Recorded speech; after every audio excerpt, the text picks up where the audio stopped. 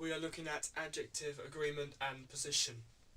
If an adjective is used after a noun, then no ending is needed, but it's when an adjective is used before a noun, then the appropriate adjectival ending is added to it. The adjectival ending depends on whether the noun is plural or single, if it's masculine, feminine or neutral, or what case it's in.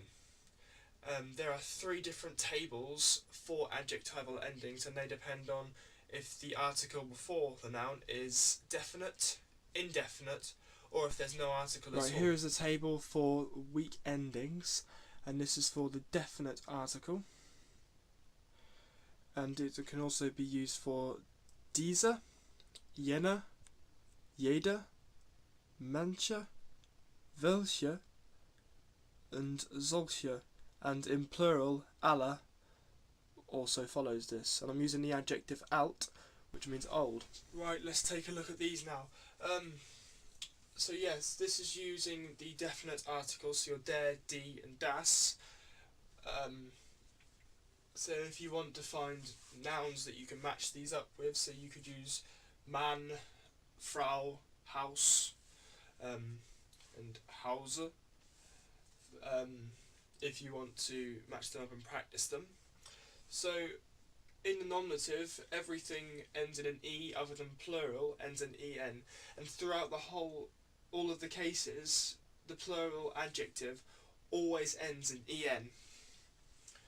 For accusative, masculine and plural end in en, and feminine and neutral end in e.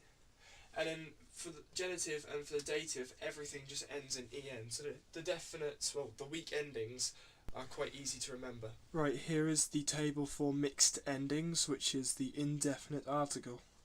So, and it can also be used for mein, dein, sein, ihr, unser, euer, ihr, and right, so this is the mixed endings table, and it's used in the indefinite, and I've said what you can use it with. So indefinite is mainly ein and eine.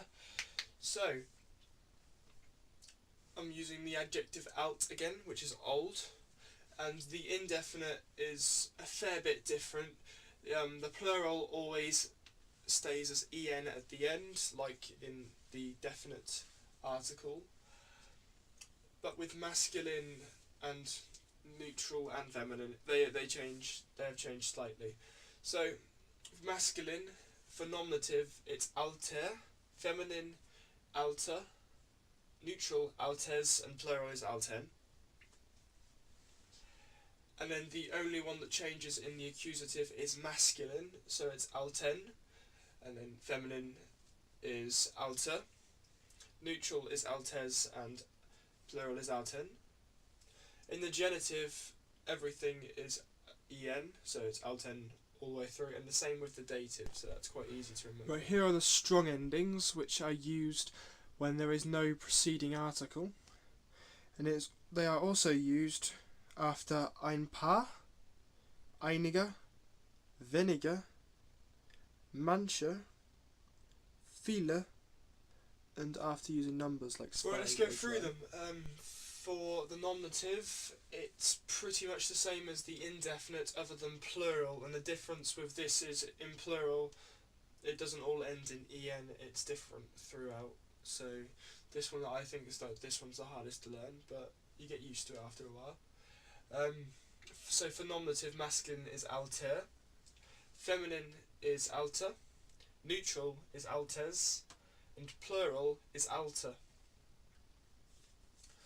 For the accusative, the masculine gender is the only gender that changes. So it becomes alten, and then feminine is alter, neutral is altes, and plural is alter. For the genitive, masculine becomes alten, feminine becomes alter, neutral becomes alten, and plural becomes alter. In the dative, it looks quite similar to the definite article, the actual articles themselves. it becomes autem in masculine, feminine is alter, neutral is autem, and plural is autun. Like in the definite article for the dative, it would be dem, der, dem, den. So the endings are quite similar in that way.